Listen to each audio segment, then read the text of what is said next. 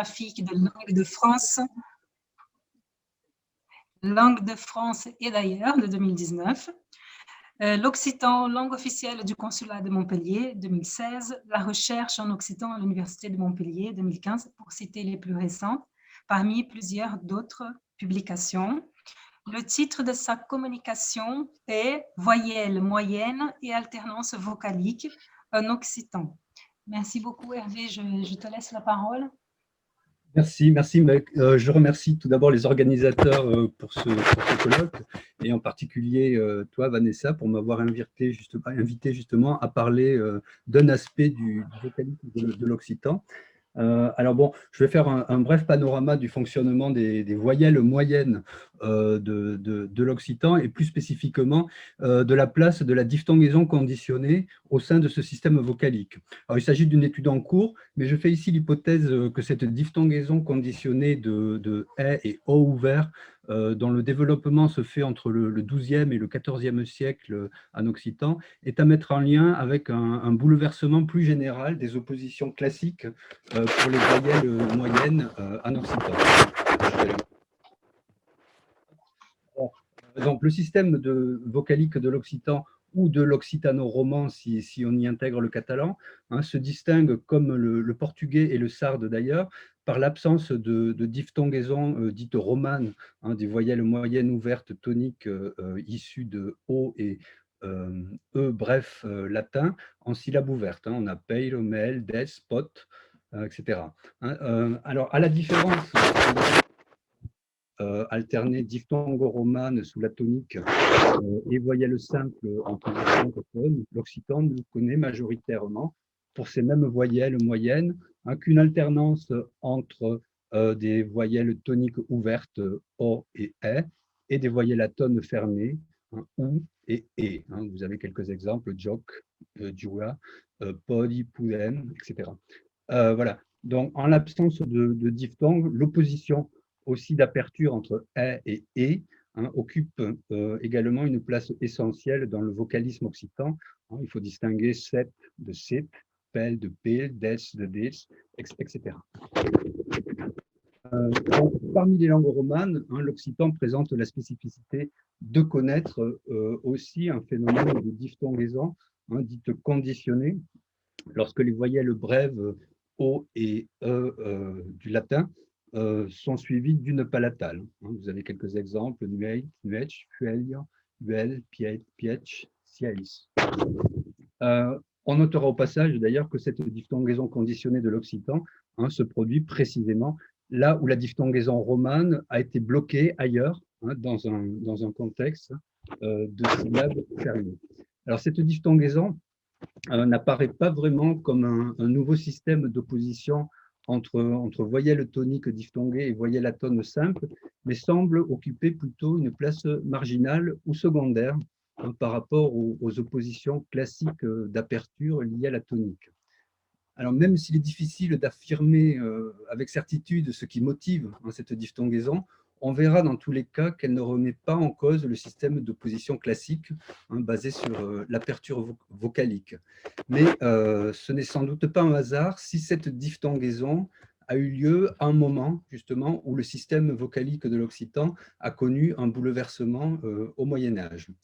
Alors, l'occitan médiéval présentait en effet un système vocalique équilibré, dans lequel les voyelles moyennes s'opposaient de façon relativement simple. Je précise ici la structure interne des voyelles à l'aide des éléments, en mettant en gras la tête. Autrement dit, l'élément proéminent dans la caractérisation de la voyelle, ce qui permet de voir que le système, justement, que ce système de l'occitan médiéval est bien équilibré et que le passage de la voyelle moyenne ouverte à la voyelle moyenne fermée s'accompagne d'une inversion des éléments tête et opérateur. Alors, si l'occitan est resté fidèle aux oppositions d'aperture du système vocalique roman originel, finalement, les bouleversements qui se produisent durant le Moyen-Âge classique ont toutefois bouleversé l'équilibre de ce système. en occitan moderne, hein, le fait que l'articulation, pardon, je ne vois pas le, pardon, le fait que l'articulation de ou hein, se soit antériorisée pour devenir u est sans doute le premier élément du bouleversement de l'équilibre du système qui va s'étendre sur plusieurs siècles. Il s'agit bien sûr ici du ou bref latin qui est devenu u, hein, cu est devenu cu, et l'espace libéré par ou a été colonisé d'une certaine manière par O fermé, hein, qui a fini à son tour par s'éclipser complètement. Et cette évolution semble s'achever vers le XIVe siècle en occitan. Hein. Donc, amour est devenu amour. Voilà. Et bien évidemment, ça a également établi un nouveau rapport entre Juga, hein, donc faisant accroître notamment l'opposition d'aperture initiale hein, d'un degré supplémentaire. Alors, il se peut que dans le même temps, la disparition de O fermé ait favorisé l'émergence d'un nouvel allophone pour A postonique, hein, comme dans canta, qui est devenu canto ou canto, plus ou moins ouvert. Dans tous les cas, la voyelle postonique a sélectionné ici l'élément ou hein, comme élément de contraste avec la voyelle tonique, parce que, hormis de façon marginale, finalement, à part en gascon peut-être, et dans d'autres variétés aussi, mais l'occitan n'a pas développé de voyelle centrale atone, hein, comme c'est le cas par exemple en catalan ou en portugais. Donc, après cette rapide présentation du système vocalique de l'occitan, je reviens à l'absence de diphtongaison romane en occitan. Alors, il est admis dans les approches syllabiques du vocalisme que le placement de la tonique conduit à un allongement hein, qui est susceptible de créer un espace de syllabation supplémentaire que je note ici tout simplement avec le signe plus. Hein, donc la diphtongaison romane peut se concevoir en termes d'éléments comme un effet de propagation de l'opérateur hein, vers une position squelettale supplémentaire qui est disponible sous le noyau, hein, comme représenté dans la figure de droite. Alors, je signale aussi par une flèche ici, hein, simplement la relation hiérarchique de l'expression vocalique élémentaire, autrement dit, la relation de la tête vers l'opérateur. Dans cette conception de la diphtongaison, les voyelles longues ou les voyelles diphtonguées, finalement, occupent deux positions squelettales sous le noyau, hein, yé étant simplement une réalisation possible de la voyelle longue. Mais on peut tout aussi bien imaginer dans le même contexte que les voyelles ou que l'opposition de longueur ait pu être neutralisée ici. Donc, la diphtongaison n'apparaît que comme une modalité de mise en voix en surface hein, des voyelles moyennes sous la tonique. C'est le contexte, hein, avant tout, qui va favoriser cette configuration et notamment l'absence de coda. Hein. On sait par exemple qu'en espagnol ancien, hein, la iodisation en coda a bloqué toute possibilité de diphtongaison dans cette configuration, hein, tout comme la gémination a bloqué cette même diphtongaison en italien. Pour l'occitan, l'absence totale de diphtongaison spontanée a pu à l'inverse favoriser la lénition d'attaque en coda syllabique, comme le montre finalement le traitement hétérosyllabique des séquences que l'on appelle muta cum liquida, hein, avec une lénition de l'élément occlusif initial en coda. Alors, une caractéristique de l'occitan est la grande homogénéité finalement que l'on peut observer hein, dans l'évolution spécifique de ces amas consonantiques qui sont issus du latin et qui sont résolus systématiquement sur le mode hétérosyllabique. En occitan, finalement, l'absence de diphtongaison a pu favoriser ce traitement dans le contexte même où l'on observe la diphtongaison romane, hein, comme on peut le voir dans cette représentation de Peyle, pardon pour le téléphone, oui, voilà, dans cette représentation de Peyle, hein, où on voit que effectivement le premier segment occlusif a pu profiter de l'allongement provoqué par la tonique pour coloniser cette position que j'ai représentée ici dans les cases grisées. Alors, dans tous les cas, cette syllabation en occitan a contribué à l'accroissement de syllabes fermées. Et sauf dans le cas particulier de l'espagnol peut-être, qui a réorganisé aujourd'hui son système vocalique sur 3 degrés d'aperture, la tendance à avoir des syllabes fermées apparaît bien sûr comme un frein évident à la diphtongaison spontanée.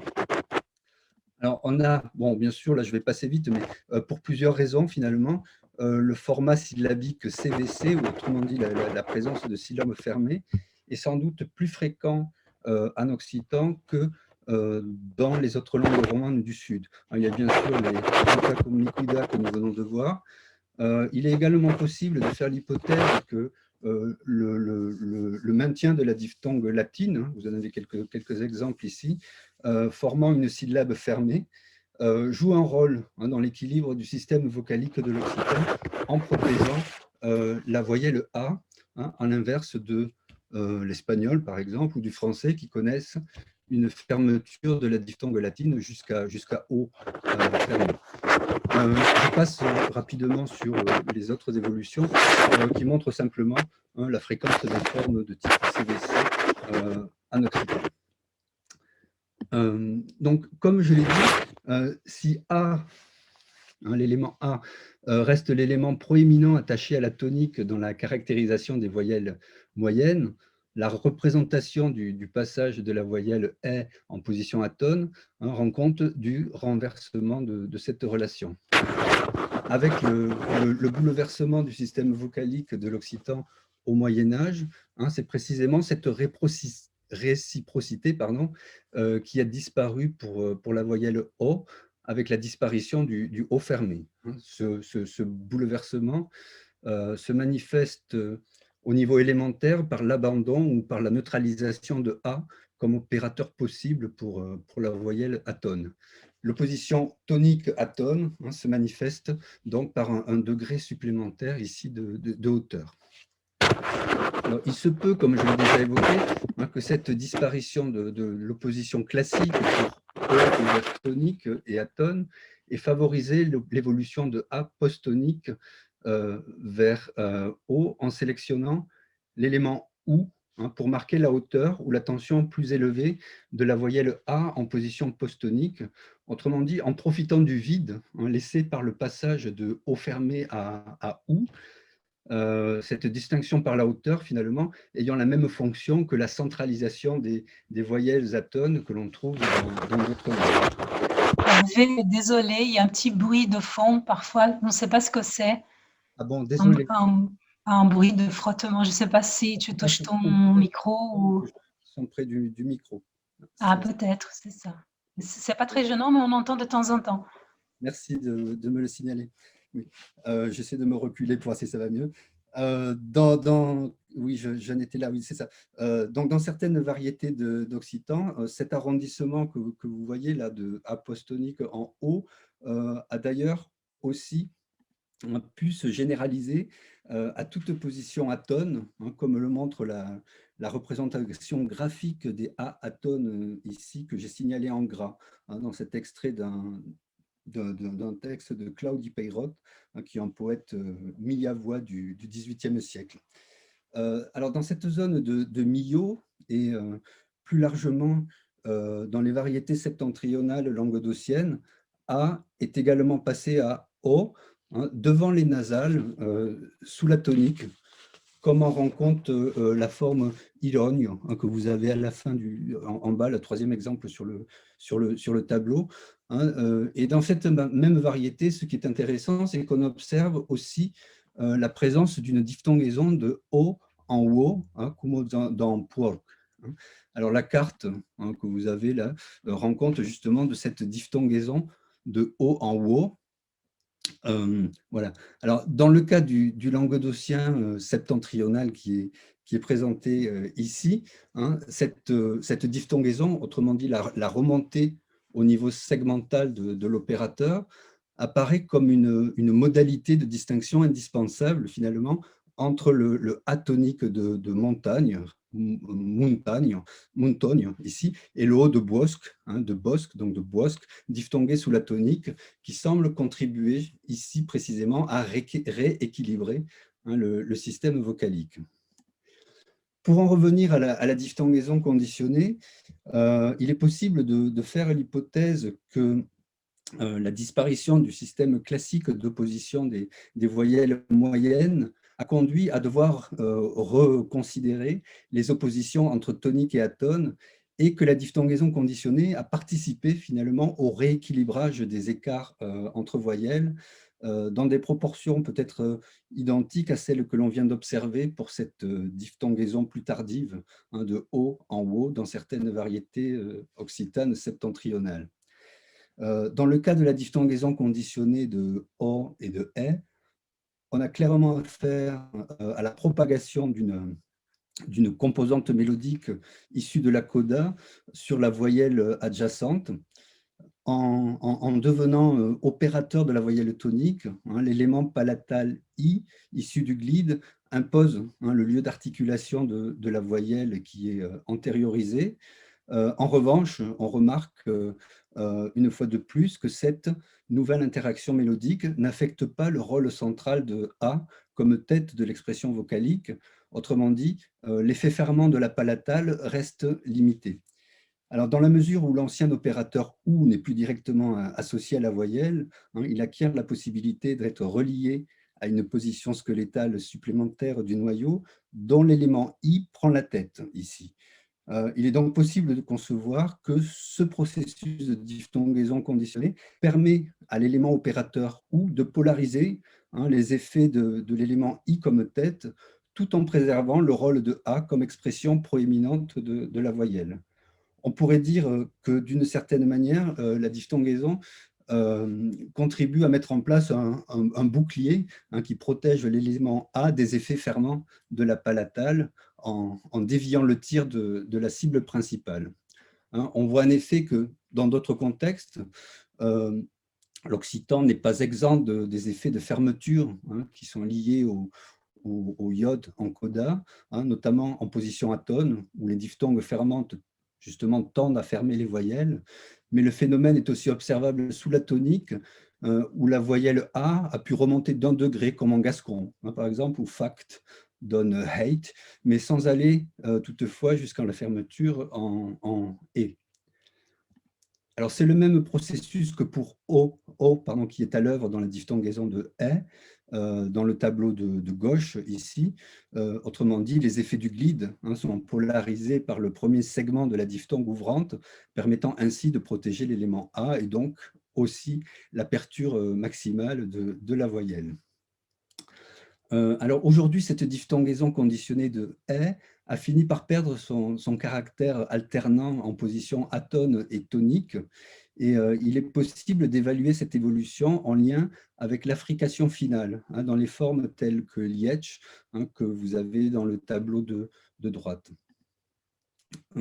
À l'exception de quelques formes alternantes comme sies, seise, on trouve régulièrement aujourd'hui des formes comme lietch, aliecha en position atone, donc lialité, oui, voilà.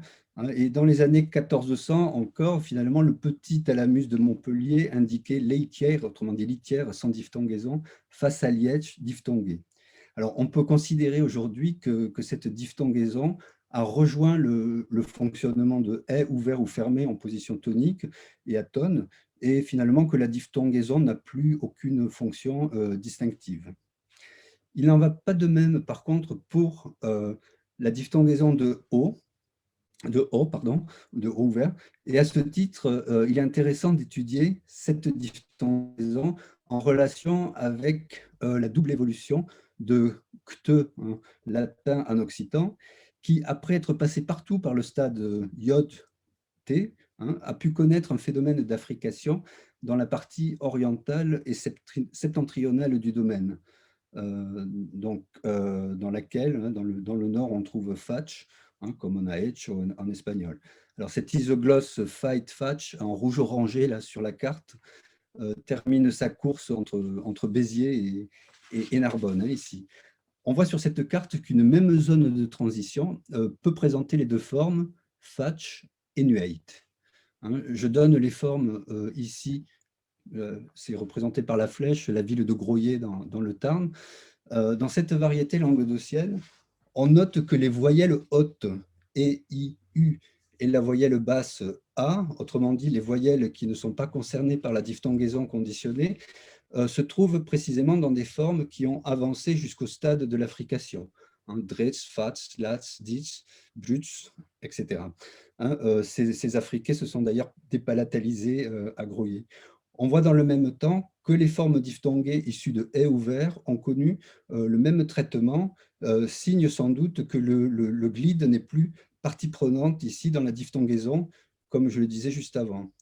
Ce n'est pas le cas en revanche pour la diphtongaison conditionnée de O, dans laquelle il n'y a pas d'affrication finale.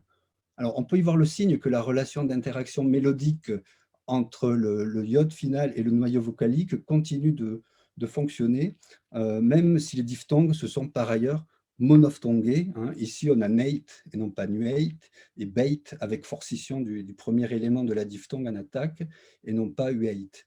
Hein, donc, les parlers intermédiaires sont toujours intéressants, justement. Ils ne servent pas simplement à définir des aires dialectales, mais ils nous donnent aussi des indices importants sur des fonctionnements phonologiques qui peuvent être neutralisés ailleurs. Alors, pour les formes issues de la diphtongaison conditionnée de O, hein, l'opposition entre tonique et atone ne fonctionne plus sur une simple opposition entre voyelles toniques diphtonguées et voyelles atones simples, hein, comme on rencontre la diphtongaison à Groyer, justement, Feglio. Hein, mais il continue en revanche de fonctionner sur une opposition d'aperture, hein, Feglio, Fuliet.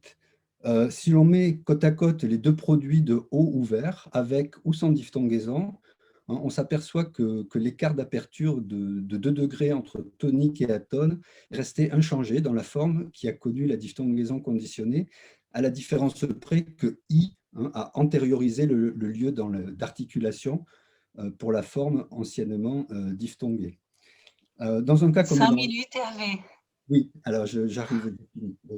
Donc, dans un cas comme dans l'autre, effectivement, la place et le fonctionnement de l'élément A restent inchangés, comme je disais, hein, et c'est précisément le fait que la diphtongaison ait permis de préserver le rôle de A dans la caractérisation de la tonique qui rend aujourd'hui cette diphtongue superflue, hein, comme on le voit dans les formes qui monophthongues.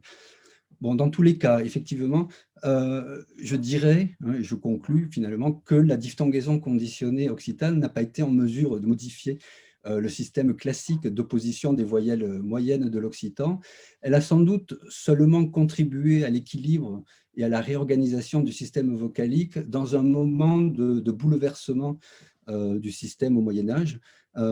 Cette diphtongaison n'a pas affecté, hein, le rôle prépondérant de l'élément A comme élément de caractérisation des voyelles moyennes toniques et a peut-être au contraire même contribué à le protéger. Alors, il reste pas mal de points à éclaircir, hein, concernant la diphtongaison conditionnée en occitan, puisque les données sont loin de se limiter aux quelques résultats que j'ai présentés ici. Je pense notamment aux variétés de Languedocien oriental qui, comme celle de Montpellier, n'ont pas de diphtongue en UE, mais en GO, comme dans Nioch, hein, et où l'on peut penser que l'affrication s'est produite avant que la palatale ne puisse altérer le lieu d'articulation de la voyelle. Hein, il n'y a d'ailleurs plus d'échange, hein, mélodique de la palatale avec la diphtongue. Fiol donne desfulia et non pas desfulia. Hein. Il conviendrait aussi d'ailleurs de voir s'il existe un lien entre cette modalité spécifique de la diphtongaison conditionnée et la conservation de la prononciation médiévale A, hein, de la voyelle postonique dans cette variété, Anta, hein, à Montpellier. Donc pour cela, il faudrait prendre le temps aussi d'étudier en détail l'émergence de la diphtongaison dans les documents écrits médiévaux ou dans d'autres variétés intéressantes, où l'on trouve par exemple 2 réalisations distinctes pour la diphtongaison conditionnée de O ouvert, hein, comme Agde, où le O bref latin peut donner à la fois Nioch et Feio, hein, de l'autre côté, à partir d'un même contexte palatal initial. Mais voilà, donc c'est une étude à poursuivre et je vous remercie pour votre attention. Merci beaucoup, Hervé.